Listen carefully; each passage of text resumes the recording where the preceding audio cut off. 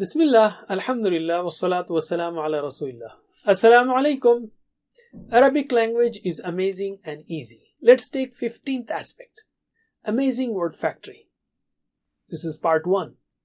95% of verbs are from 3 letters in Arabic. So it is easy to learn them compared to verbs with large number of letters. Not only that, multiple combinations of 3 letters can give you different verbs. Let's take 3 letters, Ain, Lam, Mim. Alima means to know, and Amila means to act, and Lama'a is to glimmer, and Mala'a means to hasten. Isn't it better than learning long different verbs? And there is a powerful system to make different forms of verbs.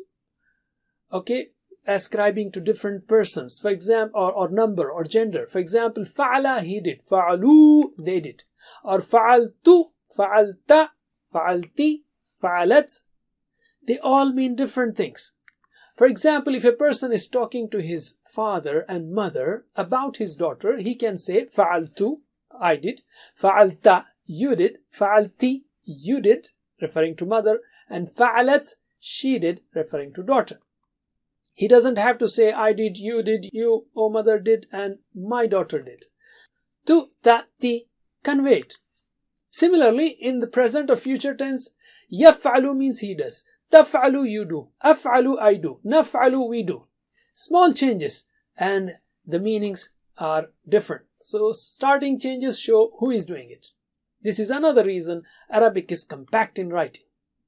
You want to know more? Subscribe to our channel youtube.com/user/understandquran. Wassalamu alaikum.